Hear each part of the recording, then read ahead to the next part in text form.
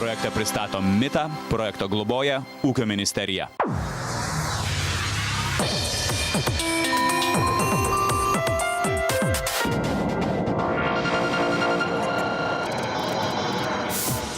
Sveikos ponios, panelės, ponai ir ponaičiukai, šiandien iš energetikos muziejaus erdvių nersime link lietuviškų inovacijų gelmių.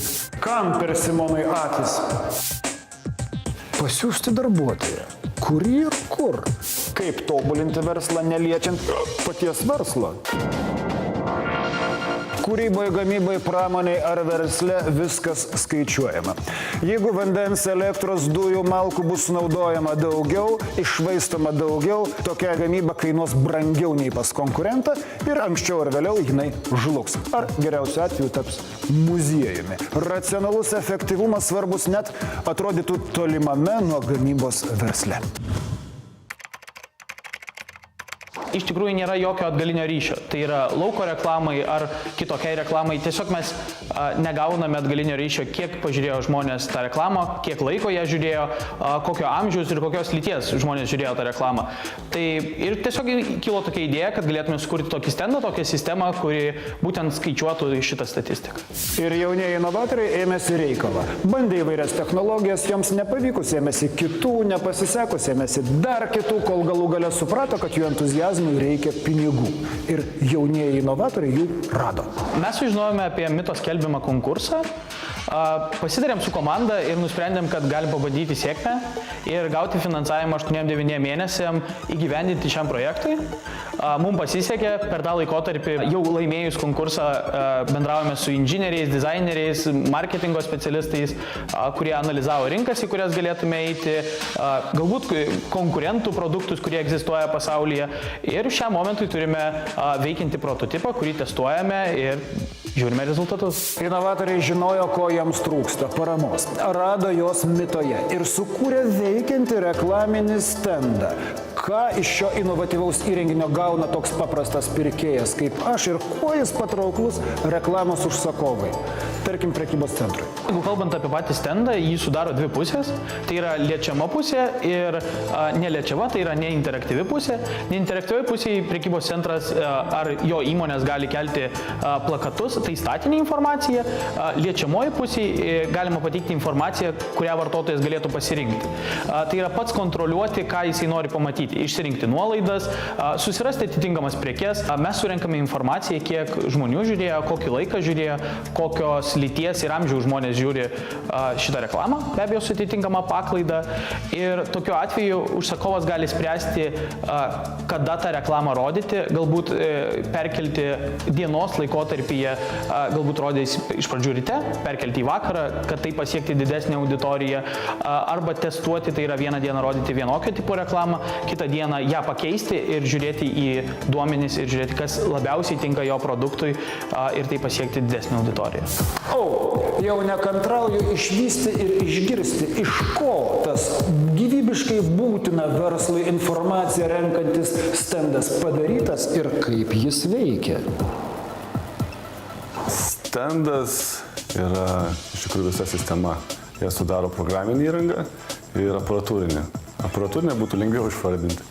Tai 2 ekranai, 2 televizoriai, 1 kompiuteris ir 2 išmanios kameros. Kamera yra įmontuota stendo viduje iš vienos ir iš kitos pusės. Jinai filmuoja žmonės, kurie stovi priešai stendą, pastebi žiūrovus iki 6 metrų atstumo ir nustatinėja lytį bei amžių ir žiūrėjimo kryptį. Ar žiūri į stendą, į kurią stendo pusę. Tai programa analizuoja ir identifikuoja, koksai yra unikalus žiūrėtojas. Mūsų sistema nustato veide iki 70 taškų ir natūraliai tiek vyro, tiek moters veidas skiriasi, nosies išsidėstymas, akių, antakių, burnos ir pagal tuos taškus iš esmės yra nustatoma su atitinkama paklaida be abejo, bet nustatoma, ar tai yra vyras, ar tai yra moteris. Tam tikri veido taškai, būdingieji veido taškai. Lūpų kampučiai, akių kampučiai, smakras, skruostai. Ilgainiui su amžiumi jie kinta. Žmogus arba į aukštį, arba į plotį didėja. Tai būtent pagal tuos kertinius taškus yra nustatinėjimas žmogaus amžius. Identifikuoja ne tik, kas tu esi, bet identifikuoja ir tavo emocijas. Ar tu šypsaisi ar ne, tai vat, jeigu lūpos pakinta, tu nusišypsai, tai pakinta ir taškai duomenys. Ir tada jie yra sulyginami ir galima pasakyti, ar ta reklama buvo emocinga tau ar ne. Spalvota graži reklama, ypač su gražiamis damomis ir didelėmis nuolaidomis. Ir man patinka. Persimonas. Taip vadinasi sistema, ji visą tai įsimena. Tačiau racionaliųjų verslininkų vien pranešimu apie tai, kad galimas pirkėjas pažiūrėjo į reklamą ir nusišypsojo, nepradžiuginsi. Kaip ir kokią dar informaciją iš reklaminės interaktyviosios analitinės sistemos gauna užsakovas. Čia turime tokį grafiką pyragą, nubraižytą iš mūsų surinktų duomenų, kurias surinkom per 2 dienas. Tai čia matome procentiškai, kiek galėjo būti tam tikros amžiaus grupės žmonių ir moteris vyrai procentiškai. Toks labai logiškas grafikas, parodantis, kad būtent amžiaus grupės nuo 18 iki 40 žmonių buvo apie 70%. Tai tas grafikas ganėtinai protingai racionaliai parodo realią situaciją. Reklaminio stendo kūrėjai turi dar galybę idėjų, kaip savo inovaciją tobulinti. Tobulinti, efektyvinti, sumanumu įveikti konkurentus siekia ir kiti verslininkai. Paklausykite, su kokiais iššūkiais susiduria judrias paslaugas teikiantis verslas. Įmonės, kurios turi judančius darbuotojus už ofiso ribų, darbo paskyras kiekvieną rytą darbuotojams išdalina būtent ofise, tos paskyros yra popierinės, darbuotojas nuvykęs į darbo vietą atlieka kažkokius tai veiksmus, darbus ar sunaudoja medžiagas, jisai būtent ranka pildo tą popieriaus lapą ir jį po to gražina į ofisą. Tai viena iš problemų yra tai, kad į ofisą tas lapas gražinamas ganėtinai lėtai, tikrai nesekančią darbo dieną, kartais jisai yra pametamas, užpildomas neskaitomai ar pridaroma klaidų ir dar parvežus į ofisą tas lapas atiduodamas administratoriai, kuri vis tiek visą tą medžiagą turi suvesti į kažkokią tai sistemą, kurią naudoja ta įmonė, kad būtų vykdoma pilna apskaita, būtų išrašoma sąskaita faktūra ir visi kiti lydintys dokumentai. Tik ką jums kalbėjęs Paulius Lazauskas yra inovatorius. Jis inicijavo ypatingos darbo organizavimo sistemos sukūrimą. Ši sistema taupo laiką, panaikina popierizmą ir leidžia matyti darbo organizavimo duomenis tiesiog šią akimirką. Viskas yra atliekama būtent mobiliajame įrenginyje, tai telefone ar planšetiniam kompiuterį ir visa ta informacija yra sinchronizuojama realiu laiku ir perdodama į įmonės kompiuterius, į įmonės apskaitos sistemas, iš sandėlio imamos medžiagos, kurios yra automatiškai iškart nurašomos ir vykdomi visi veiksmai, kad iškart atlikus darbą galima būtų išrašyti sąskaitą faktūrą už atliktus darbus. Kai neturi ryšio darbuotojas, kuris yra laukia ar dirba kažkokiam tai rūsy, kur nėra ryšio, tai mūsų sprendimas visus tos duomenis saugoja ir tik tai gavęs interneto ryšį, juos sinchronizuoja su darbinė stotimi, dabar populiariai vadinama tai debesų kompiuterijoje ir realiu laiku ofiso darbuotojai mato ne tik tai, kad darbas yra įvykdytas, bet jeigu yra perduodamas kažkoks tai skubus darbas, jie mato, kad tas darbuotojas priėmė tą užduotį ir jau vyksta į ją, mato patį savo darbuotoją, jo lokaciją, kur jisai konkrečiai yra, gali būtent atsitikus kažkokiam tai skubiam darbui parinkti patį artimiausią darbuotoją, kad jis galėtų skubėti į sekantį tašką. Klausantis iš šono atrodo, kad viskas labai jau paprasta. Ar iš tikrųjų viskas yra taip, kaip atrodo ir kaip ta inovatyvioji sistema veikia? Kai kur vadovas, kai kur dispečeris, kai kur vadybininkas regiono įvairiai suveda informaciją, gaudamas kartais iš savo jau tos įmonės klientų kažkokius avarinius reagavimus, profilaktinius, pagal sutartis turimus atlikti darbus. ir priskiria darbuotoją. Priskiria darbuotoją jau savo nuožiūrą, ar jisai mato žemėlapyje, kad tas darbuotojas yra tam tikroje vietoje ir jisai arčiausiai, ar tiesiog pagal sugebėjimus to darbuotojo, kad, ar elektrikui, ar santechnikui, kokių tų darbų reikia. Prisega failą, galbūt brėžinį, galbūt patalpų kažkokį išplanavimą, galbūt kontaktinį asmenį prideda, kuriam reikia paskambinti atvežus. Suformuluoja tiesiog visą užduotį, kaip iki šiol jie darydavo tai ant popieriaus. Lygiai taip pat, tik tai viskas žymiai greičiau. Tai darbuotojas turi planšetę ir telefoną, taskers pritaikytas bet kokiam prietaisui ir pasižiūrėjęs informaciją pradeda vykdyti tą užduotį. Klientas pats gali iš karto matyti, kokios sumos, kokie daiktai, medžiagos, kokius klausimynus, pastabas, kelionės maršrutą, ką tu suvedai. Užduotis yra išsaugoma ir vėl realiu laiku viskas nueina vadovui. Unikali lengvai valdoma sistema Tasker padeda optimaliai paskirstyti užduotis. Tačiau sistema atrodo kaupia ir daug įvairių duomenų. Kas gali tais duomenimis naudotis ir kokia iš tokio kaupimo galėtų būti nauda? Savininkų ratas įtrauktas, jie mato kiekvieną dieną statistikas, kiek jų darbuotojai atliko darbų, kiek atliko sklandžiai ir gali lyginti mėnesį su praėjusiu mėnesiu, lygiai taip pat spręsti, galbūt reikia daugiau darbuotojų, o galbūt mano visi darbuotojai jau sugeba atlikti visus darbus. Viskas labai taip yra mobilu, greita ir efektyvu ir gali spręsti lygiai taip pat ir valdančioji grandis, kaip ir ką daryti, kaip optimizuoti, kaip didinti verslo pelningumą ir visus kitus dalykus, nes statistika šiuo metu yra vienas iš svarbesnių dalykų. Kokias paslaugas teikiančioms įmonėms ši inovacija padėtų dirbti efektyviau? Šiuo metu jau kas naudoja, tai apsaugos kompanijos naudoja, inkasacijos kompanijos naudoja, būtent būsto priežiūros kompanijos. Jiems yra svarbus šitas sprendimas.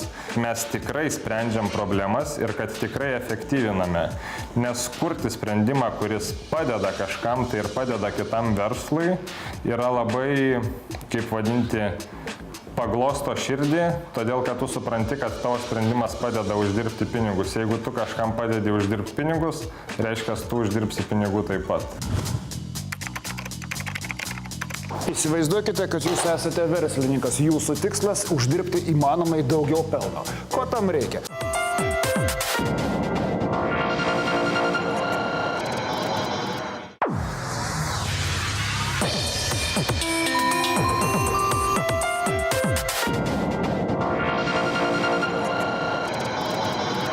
Įsivaizduokite, kad jūs esate verslininkas. Jūsų tikslas – uždirbti įmanomai daugiau pelno. Ko tam reikia?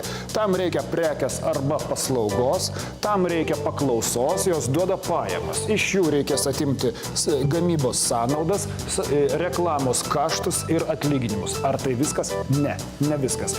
Visi šie dydžiai yra nepastovūs. Produkto kaina priklausys nuo kintančių naftos kainų, reklamos kaina irgi nuolatos kinta, išteklių kainos irgi nuolatos kinta, atlyginimai taip pat yra nepastovūs, konkurentai taip pat įveda savo nepastovumą, žodžiu, visą laiką viskas kinta. Ar įmanoma sužinoti, ką racionaliausia būtų daryti siekiant maksimaliai didelio pelno? Galbūt reikėtų atpiginti produkto kainą, o galbūt reikėtų padidinti reklamos kaštus, tas kas reiškia išlaidas. Kaip tai patikrinti, nesugriaunant jau veikiančio verslo? Lietuvių inovatoriai turi sprendimą. Kaip jau lyg ir aišku, kad tai įmonė yra visuma verslo procesų arba veiklos procesų, mums reikia pabandyti keisti procesus taip, kad gauti didesnį efektyvumą. Jeigu jūs tai pabandysit daryti tiesiog veikloje, jūs galite turėti blogiausiu atveju didelius nuostolius. Dėl to, kad pasirinksit kažkokią neteisingą veiklos modelį arba neteisingą veiklų seką. Tam, kad pabandyti sumodeliuoti tokį veiklą, reikalingos priemonės. Ir kompiuteriai tam tinka be abejo, tai yra galima sukurti programinę įrangą, kuri vienas dalykas leidžia modeliuoti procesus, kitas dalykas jinai leidžia juos bandyti Tai yra išbandyti nerealizuojant realioje aplinkoje. Tai yra bandyti vienaip arba kitaip vykdyti tą procesą ir žiūrėti, kas iš to gausis. Pirmiausia, yra sukūriamas tas verslo procesų modelis, kuris jau paskui yra kažkokią formą ar tobulinamas iš karto, jeigu tai verslo analitikai analizuoja, arba mūsų atveju tai yra simulacija panaudojama tam, kad ieškoti, kaip to geriausio būdo, kaip keisti procesą, kad jisai taptų efektyvesnis. Tai yra laikas, trukmė, kaip greitai aptarnauti klientą, kainos prasme, sandėlio užpildymo, išnaudojimo ir panašiai. Tai viskas prasideda nuo modelio. Sukūriamas modelis, kuris mūsų atveju yra transformuojamas į simulacinį modelį. Simulacinis modelis yra atitinkamai paruošiamas, padaromas tokią formą, kad būtų galima jį vykdyti. Tai yra imituoti jo veikimą. Priskiriamos tam tikri ištekliai, žmonės, laikas, kaina tam tikrų veiklų, aprašomos taisyklės, kokiems kintamiesiems esant galim kokias veiklas vykdyti ir atitinkamai žiūrim, kaip tas procesas vyksta. Net ir man aišku, kad verslo simulacinis modelis tai ne blynas ant keptuvės, tekšt kompiuteryje ir pats neatsiras. Kas analizuojama versle, kaip rengiamasi to simulacinio modelio kūrimui? Bet koks verslas arba bet kokia veikla tai yra tam tikra visuma verslo procesų. Paprasčiausias pavyzdys tai yra atėjo klientas, jį reikia aptarnauti. Jam kažko reikia, tai prastartuoja verslo procesas, kuris padeda jam suprasti, ką gali pasiūlyti ta firma, kiek tai kainuoja, kiek greitai tai bus padaryta. Ir visa tai nuo to jo ateimo iki to, kai jisai gauna paslaugą arba kažkokį gaminį iš tos firmos, tai ir yra procesas, kuris vadinamas verslo procesu. Tokių verslo procesų didesnėje įmonėje yra labai daug. Žodis labai netikslus, bet tai gali būti ir dešimtis, ir šimtai procesų. Kuo didesnė įmonė, tai jų bus daugiau. Patys procesai iš prigimties yra statiniai, tai yra nekintami, tai yra tokie procesai, kurie ilgą laiką nesikeičia. Rengiant verslo simulaciją įvertinami visi versle vykstantys procesai. Gamybos ir kiti nuolat pasikartojantys dokumentuoti veiksmai įmonės viduje įvertinami kaip statiniai vidiniai. Čia aš pasikartojau. Ar tai reiškia, kad yra dar ir išoriniai dinaminiai? Mes vadinam tai kontekstu ir kontekstas yra tai, kas yra išorėje. Pavyzdžiui, įmonė, jos išorėje yra kažkas, kas keičiasi. Pavyzdžiui, keičiasi, tarkim, kad ir naftos kaina, gali keistis valiutų kursai, gali keistis dar kažkas, tai temperatūra galų gale oro, drėgnumas oro ir panašiai. Tai visa tai yra išorinis kontekstas. Kaip suprantu, Lietuvos inovatoriai sukūrė sistemą, kuri įvertina įvairiausius išorėje vykstančius dinaminius procesus. Jie daro įtaką verslui. Pabandysiu spėti. Jeigu yra išoriniai dinaminiai procesai, tai tikriausiai yra ir vidiniai dinaminiai procesai. Kokie jie? Dinaminis procesas susijęs su pirkimais ir pardavimais. Kaip ir dinamika, kur yra, kad jūs sandėly negalit laikyti labai daug kažkokių prekių. Jos turi visą laiką būti sandėlis papildomas įmanomai greičiau ir tokiu būdu jūs sutaupysit išlaidas sandėliavimui. Tačiau jūs negalite iš anksto prognozuoti, jūs tik statistiškai galit, bet tiksliai negalit, kada pas jūs kokie klientai atsiras ir ko jiem reikės ir ką jūs turėsit užsakyti. Tai čia irgi atsiranda dinamika. Negali ryte pasakyti, kas tau vidury dienos, ko tau prireiks. Dinamika būtų tokia, kad iš dienos į dieną tas procesas viens prie vieno nesikartoja. Taip turime kompiuterinį verslo modelį sudarytą iš veiksmų, kuriuos įvardyjame procesais. Išoriniais, vidiniais, statiniais ir dinaminiais. Ką mes turime daryti su šiais procesais modelyje, kad verslas įmanomai būtų efektyvesnis? Matom tarkim, sandėlio dinamiką. Iš to galima, tarkim, modeliuoti, kiek mes prekių galėtume palaikyti. Galim, tarkim, pateikti sistemai duomenis, kad pas mus ateina daugiau didelių užsakymų. Kaip reaguotų į tai sistema. Tada, jeigu ateitų daug užsakymų, bet mes papildom mažai sandėlį, tada matytume, kad turimos prekės visada būtų nulis, trukmė visada būtų per ilga, nes mums nuolat reikėtų papildyti, o užsakymo prekės būtų daug. Čia yra kiek pinigų šiuo atveju turi įmonė. Kiekvieną kartą užsakant, jeigu norim papildyti sandėlį, tai sumažėja pinigų kiekis, kiekvieną kartą pardavus padidėja. Ir matom, kad mūsų atveju simulacijos metu įmonė dirbo pelningai. Susimaščiau. Mėgstu tai daryti. Mąstyti žmogiška. Pelnas. Juk ne kiekvienas verslininkas siekia maksimalaus pelno. Įdomu, ar sistema yra pajėgi tai įvertinti? Jeigu mūsų kliento laimė yra prioritetas, vadinasi, mes ieškom geriausio būdo, kaip greičiau aptarnauti. Jeigu mūsų prioritetas yra pelnas, mes ieškom geriausio varianto, kaip sumažinti veiklų skaičių ar padidinti tiksliau kainas tam tikras, ar sumažinti žmonių atlyginimus, kad turėtume didžiausią pelno maržą. Aišku, tam yra matematiniai modeliai, bet teoriškai pritaikomas ir šitokia simulacija. Reikia pokyčio, prisėdam, pakeičiam kažkiek tai aprašymą, pasikeitė. Viskas, galim iš karto žiūrėti. Nereikia kažkokių tai specifinių žinių ar kažką visiškai perdaryti, kad galėtume daryti. Jau vykdymo metu pakeičiam, žiūrim, kas pasikeis. Nieko nereikia laukti. Tai turbūt pagrindinis privalumas.